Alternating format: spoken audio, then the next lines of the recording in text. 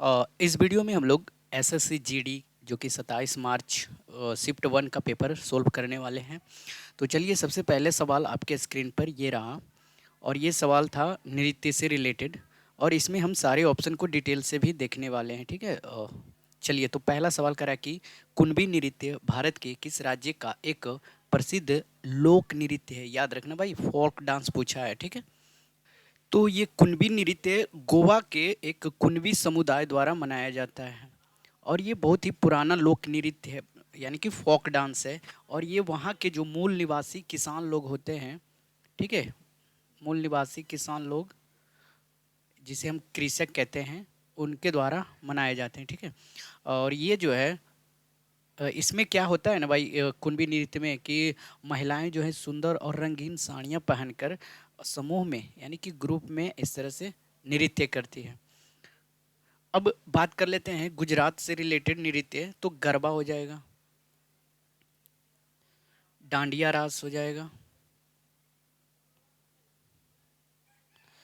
और इसके अलावा यहाँ पे जो है पठार या कुछ टिफनी करके लोक नृत्य है। ठीक है। हाँ। अब देख लेते हैं महाराष्ट्र का। तो महाराष्ट्र में लावनी सबसे फेमस है। कोली नृत्य यहाँ का आप नहीं सुने होंगे, अगर सुने होंगे तो अच्छी बात है। कोली नृत्य भी बहुत ही प्रसिद्ध है। ये जो है मछुआरे द्वारा, वहाँ के मछुआरा जो होता है ना, मछुआरा द्वारा मनाया जाता है। केरल की बात करते हैं तो कथकली, मोहिनी अट्टम, ठीक है। और कोई है क्या? अच्छा, यहाँ पे एक थय्यम करके है, ये लोक नृत्य। ठीक है, थय्यम याद रखना। अगला जो सवाल है, राठवी, राठवा नी घेर नृत्य मुख्य रूप से किस राज्य से संबंधित है। तो देखो, नृत्य से रिलेटेड जो है लगातार दो सवाल है, इसलिए एक जगह दोनों कर दिया हूँ। ठीक है। तो इसका आंसर दोस्तों हो जाएगा गुजरात हो जाएगा। अब ये गुजरात में राठवा, जिसे हम राठवा नी, ये रठावा नी घेर क्यों पड़ा, क्योंकि वहाँ के जो दक्षिण पूर्वी, जो यहाँ पे गुजरात है भाई, तो यहाँ पे दक्षिण पूर्वी के जनजाति, वहाँ राठवा जनजाति रहते हैं। और वो राठवा जनजाति वहाँ पे फागुन के समय, फागुन समझते हो ना, होली के समय जो फगुआ आता है, उस समय फागुन के समय पुरुष और महिला दोनों द्वारा मनाया जाता है। उसमें क्या करता है कि पुरुष लोग राख जो होता है मुंह पे, यानी कि फेस पे लगाते हैं, और महिलाएं रंगीन साड़ियाँ पहनकर, और वहाँ के लोग ही उसको घेर कहते हैं, इसलिए यहाँ पे रठावा नी घेर नाम पड़ा। और ये रठावा वहाँ का एक जनजाति है। ठीक है। चलिए, अच्छा, इससे रिलेटेड और भी कुछ फैक्ट देख लेते हैं। राजस्थान की बात करते हैं तो घूमर हो जाएगा, कालवेलिया, कठपुतली, और कोई नृत्य है। मध्य प्रदेश का देख लेते हैं, मटकी, और कौन सा होता है, जवारा।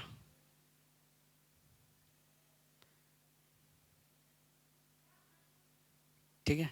उड़ीसा की बात कर लेता हूँ तो उड़ीसी नृत्य यहाँ पे फेमस है, ओडिसी। एक होता है छऊ,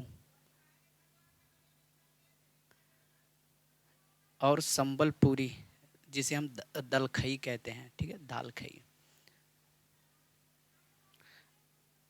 अगला जो सवाल है, who is the author of famous novel ladies tailor. कह रहा है सवाल, प्रसिद्ध उपन्यास लेडीज टेलर के लेखक कौन है। ऑप्शन है अमृता प्रीतम, प्रिया हजेला, खुशवंत सिंह, या झुम्पा लहड़ी। तो आंसर यहाँ पे हो जाएगा प्रिया हेजला। इन्होंने लेडीज टेलर, जो प्रिया हेजला का ये फर्स्ट उपन्यास है दोस्तों, याद रखना। ठीक है। और ये सर्वप्रथम ये जो कहानी लिखा था 1947 में, जब भारत पाकिस्तान विभाजन हुआ था, उस पर आधारित था। अमृता प्रीतम की बात किया जाए तो कवित्री, ये भी एक कवित्री थी और प्रसिद्ध लेखिका थी, जिन्होंने पिंजर नामक एक उपन्यास लिखी थी, ठीक है। और इनको साहित्य अकादमी पुरस्कार भी मिल चुका था इस पे, साहित्य अकादमी। खुशवंत सिंह ये जाने माने पत्रकार थे। कौन थे? जाने माने पत्रकार थे। और इन्होंने एक ट्रेन टू पाकिस्तान जो है किताब लिखे थे, खुशवंत सिंह, ये भी याद रखना। और झुम्पा लैडी ये भी एक अमेरिकी लेखिका है। कौन है भाई? अमेरिकी राइटर। और इनकी जो रचनाएं हैं, द नेम सेक, और एक और है भाई इंग्लिश में, ये है इंटरप्रेटर ऑफ मालडीज, और इसको जो है पुलित्जर पुरस्कार भी मिल चुका है ये एक बुक को। अगला जो है the architecture of A Panchmahal in Fatehpur Sikri is the influenced by which style.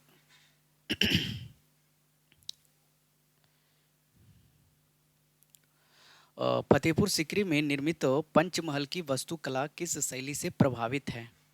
Dravidian शैली, बुद्धिस्ट बिहारा स्टाइल, या गॉथिक स्टाइल, या पर्शियन फारसी स्टाइल। तो यहाँ पे बुद्धिस्ट बिहारा स्टाइल हो जाएगा फतेहपुर सिकरी। और फतेहपुर सिकरी पंचमहल जो कि जाने जाते हैं क्योंकि ये 5 मंजिला इमारत है, ठीक है। और ये एक पिरामिड की तरह ऊपर जो है, ऊपर की ओर जाते जाता है तो इस तरह से छोटी हो जाती है, ठीक है। पिरामिड की एक संरचना है।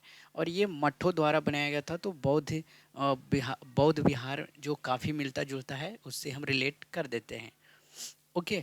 अच्छा, इसमें जो खंभे हैं 84 खंभे हैं भाई। ये जो पंचमहल है इसमें 84 खंभे हैं।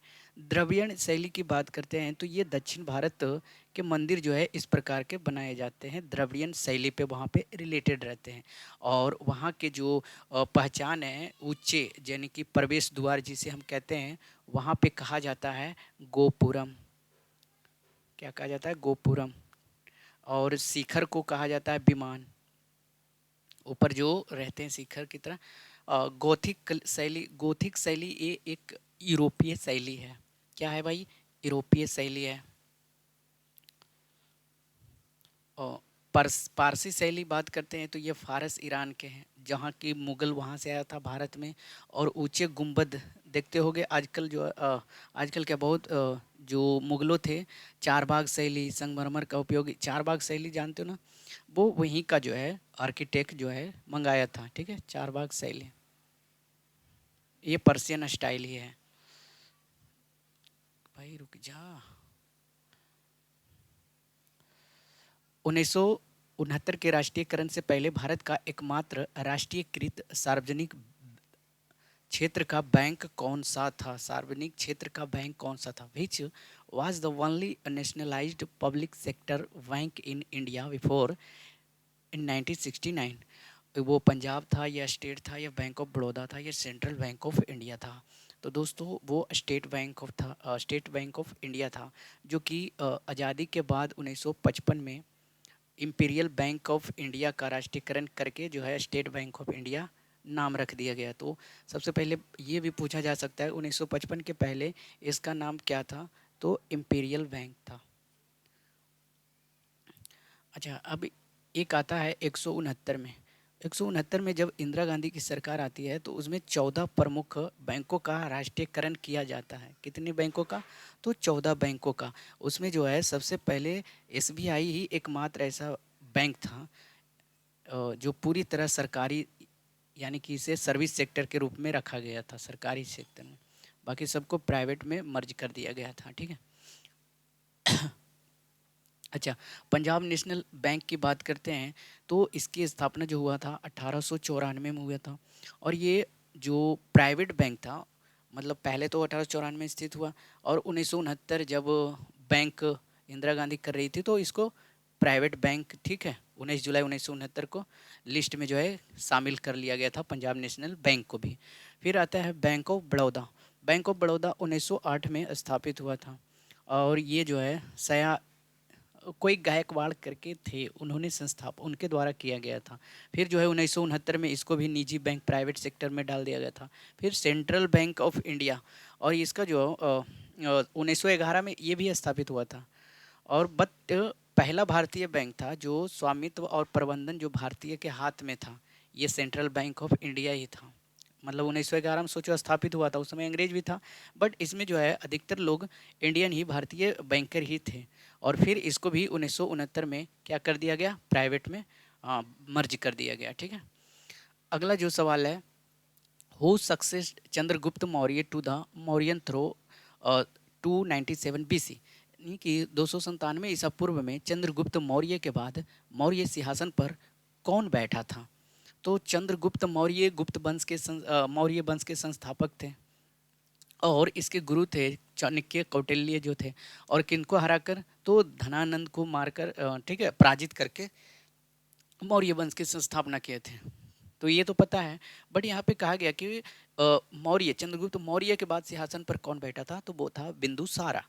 ठीक है, बिंदुसारा बैठा था 297 ईसा पूर्व से 273 ईसा पूर्व तक राज्य किया था। और ये इसका पुत्र बाद में आया अशोक, ये हो जाएगा, ये पुत्र था किसका? बिंदुसार का। उसके बाद जो है अशोक बैठा था। और अशोक जो था 273 से लेके 269 शायद था भाई। ठीक है, हाँ, और ये जो है इसी यही जो था कलिंग युद्ध लड़ा था। ठीक है, और बौद्ध धर्म का पालन भी किया था, बौद्ध धर्म का पालन। और बहुत सारे शिलालेख भी बनाए थे सम्राट का। और 13वें शिलालेख में जो है बताया गया था कि उन्होंने कलिंग के युद्ध के बाद जो है हृदय परिवर्तन हुआ था। ठीक है, ये भी याद रख सकते हो। अच्छा, ये बृहदत्त के जो है ये मौर्य वंश का अंतिम शासक था, मौर्य वंश का अंतिम शासक था। और इसका सेनापति पता है, सेनापति था पुष्यमित्र शुंग। वही जो है इसको हत्या करके शुंग वंश की स्थापना कर देता है, ये भी याद रखना। ठीक है, 185 ईसा पूर्व में लगभग। अगला जो सवाल है, at what interval in the Mahakumbh mela organised in Prayagraj. कह रहा है कि प्रयागराज में महाकुंभ मेले का आयोजन कितनी वर्षों के अंतराल पर किया जाता है? यहाँ पे ध्यान देना दोस्तों, यहाँ पे महाकुंभ की बात किया गया है। ठीक है दोस्तों, हाँ, जो अभी 2025 में हुआ था, मार्च अप्रैल में हुआ था ना दोस्तों। हाँ, तो ये होता है 144 वर्ष महाकुंभ। अब ये अभी हाल ही में हुआ था। ठीक है, तो इसको कैसे महाकुंभ को कैलकुलेट किया जाता है वो मैं सिखाता हूँ। महाकुंभ जो है धार्मिक परंपरा के अनुसार सबसे बड़ा उत्सव है, और ये 12 पूर्ण कुंभ के बाद आता है। यानी कि एक जगह अलग पहले कुंभ होता है, फिर अलग कुंभ होता है, यानी कि एक पूर्ण कुंभ जो है, पूर्ण कुंभ आता है 12 सालों के बाद। तो ये 12 चक्रों के बाद आता है, तो इसलिए 12 इंटू 12 कर देते हैं 144। अब ये जो महाकुंभ आया था इसके पहले प्रयागराज में हुआ था, अब वो आएगा 144 सालों के बाद। ठीक है, अच्छा, ये 6 साल के बाद कौन आता है? ये अर्ध महाकुंभ आते हैं। ठीक है, अर्ध कुंभ जिसे कहा जाता है, और ये प्रयागराज के हरिद्वार में मनाया जाता है।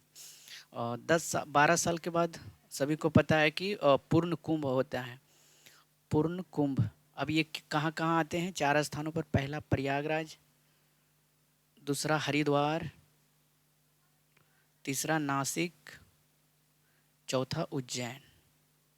ये हो गया भाई। ठीक है, अगला जो सवाल है, कह रहा है कि cuscuta amarvel is an example of which type of organism. अमरवेल किस प्रकार के कास्कुटा मतलब कास्कुटा जो है किस प्रकार के जीव का उदाहरण है? ये स्वपोषी है, मृतपोषी है, परजीवी है, या पोषक है? तो स्वपोषी कौन होता है? जो खुद भोजन बनाता है। मृतपोजीवी जो यानी कि मृत जीवों से शोषण करता है। परजीवी जैसे कि आपके बालों में जू आ जाते हैं, वो परजीवी होते हैं। ठीक है, तो ये कास्कुटा अमरबेल भी उसी प्रकार से है, ये परजीवी है। अमरबेल एक ऐसा पौधा है जिसमें क्लोरोफिल नहीं होता है, इसलिए जो है अगर इसके पास क्लोरोफिल होता तो ये भी खुद भोजन बनाता, बट इसके पास है ही नहीं, इसलिए भोजन जो है नहीं बनाता है। और ये जो है कैसा रंग का होता है? पीला टाइप के होता है, देखना रस्सी टाइप के होता है, दुबले पतले जैसे रस्सी टाइप के, ठीक है। हाँ, और ये दूसरों पेड़ों पर लिपट के रहता है। स्वपोषी हमने बता दिया भाई, जो हरे पौधे अपना खुल बताते हैं, ठीक है, मृत जो भी। अगला जो सवाल है, ट्रोपोस्फेयर की औसत ऊंचाई कितनी होती है? तो आपने क्षोभ मंडल, बाह्य मंडल, ठीक है, मध्य मंडल पढ़ रखे होंगे। तो यहाँ पे पूछा गया है क्षोभ मंडल, जहाँ पे हम लोग रहते हैं, ट्रोपोस्फेयर। उसके बाद कौन सा आता है? तो ये हम औसत ऊंचाई जो होता है 13 किलोमीटर होता है, ठीक है। 50 किलोमीटर पे ये होता है स्ट्रेटोस्फेयर, समताप मंडल जिसे कहते हैं। और इसे ओजोन परत भी कहा जाता है, ओजोन लेयर इसी में होते हैं। 80 किलोमीटर से जो परत होती है मीसोस्फेयर होती है, मीसोस्फेयर जिसे हम मध्य मंडल कहते हैं। और 6 किलोमीटर पे कोई भी क्षोभ मंडल नहीं होता है भाई, ठीक है। अगला जो है बंगाली उपन्यास, यानी बंगाली उपन्यास आनंद मठ के लेखक कौन है? बताओ भाई। आनंद मठ अभी सब बता दोगे यहाँ पे, ठीक है, कि बंकिम चंद्र चटर्जी। अच्छा, आनंद मठ से ही मुंडको उपनिषद, ठीक है। तो रविंद्रनाथ टैगोर जो है उन्होंने एक क्या लौटा दिए थे जब जालियांवाला बाग हत्याकांड हुआ था, ठीक है। तो पहले नोबेल पुरस्कार विजेता भी रह चुके थे 1913 में, वही जो है गीतांजलि श्री के लिए, ठीक है, तो उन्होंने लौटा दिया था।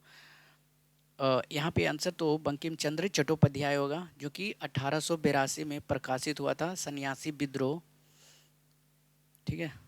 सन्यासी विद्रोह पर ही आधारित था ये जो था आनंद मठ, और इसे आनंद मठ से ही वंदे मातरम लिया गया है, ये भी याद रखना।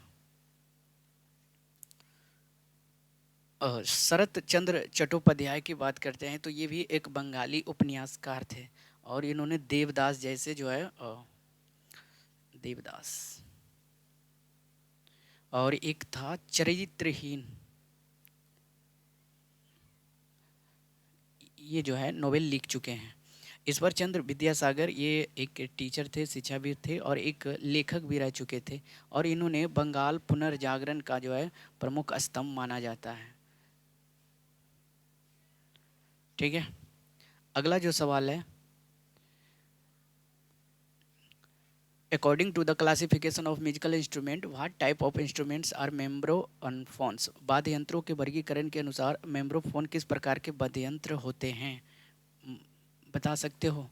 क्या ये स्ट्रिंग इंस्ट्रूमेंट होते हैं, विंड इंस्ट्रूमेंट होते हैं, या फिर स्ट्रेच मेंबर इंस्ट्रूमेंट होते हैं, या सॉलिड इंस्ट्रूमेंट होते हैं? तो जो वर्गीकरण क्लासिफिकेशन किया गया है कि मेम्ब्रोफोन, अब ये होते कैसे हैं? ये स्ट्रेच्ड मेम्ब्रेन इंस्ट्रूमेंट होते हैं, जो कि तनी हुई झिल्ली वाले यंत्र होते हैं, ठीक है। जैसे कि आप सुने होंगे ढोलक,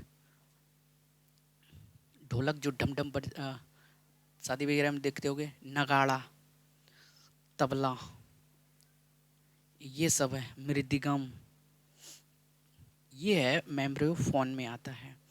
और स्ट्रिंग इंस्ट्रूमेंट कौन आते हैं तार में? तो जैसे हो गया सितार, और भी गिटार जिसमें वायर लगे होते हैं दोस्त, बीना, वायलिन।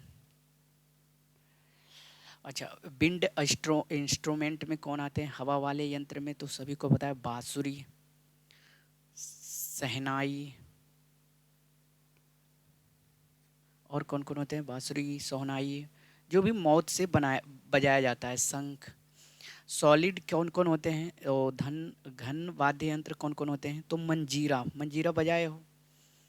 हम तो बजाएं भाई, झांझ, जल तरंग, ये सब होते हैं, और जैसे घंटा जय, ठीक है। अगला जो है, which historical site is located in Delhi, मतलब ऑप्शन में बताना है कि जो है कौन सा लोकेशन जो है दिल्ली में अभी स्थित है। तो क्या आंसर हो जाएगा फोर्ट विलियम, हवा महल, हुमायूं का मकबरा, या आगा खान पैलेस? तो अभी हुमायूं का मकबरा जो है ऐतिहासिक स्थल जो कि दिल्ली में स्थित है, ठीक है। और ये जो नई दिल्ली निजामुद्दीन क्षेत्र में है भाई, ये भी याद रखना। और यूनेस्को बस विश्व हेरिटेज में इसको शामिल कर दिया गया है। अच्छा, फोर्ट विलियम की बात करते हैं तो ये हुगली नदी के किनारे है, पश्चिम बंगाल कोलकाता में भाई, ठीक है। और ये राजा विलियम, इंग्लैंड के राजा विलियम थे, उसके नाम पे रखा गया था। अच्छा, ये जो हवा महल है जयपुर में है, इसे पैलेस ऑफ विंड्स कहा जाता है, ठीक है, पैलेस ऑफ विंड्स।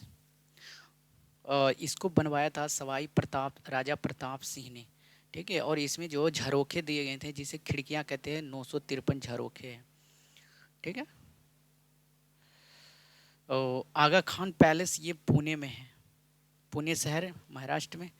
और ये जो है स्वतंत्रता संग्राम के 1942 में भारत छोड़ो आंदोलन जो हुआ था ना, उसमें महात्मा गांधी और कस्तूरबा गांधी, महादेव देसाई जो है वहाँ पे बंद कर दिया गया था, नज़रबंद, ठीक है। तो यह आगा खान पैलेस में वहीं पे किया गया था। तो कैसा लगा वीडियो, और ये डिस्क्रिप्शन जो है आपको लास्ट में पीडीएफ में मिल जाएगा। तो मिलते हैं सेकेंड शिफ्ट वाले पेपर सॉल्यूशन के साथ। धन्यवाद।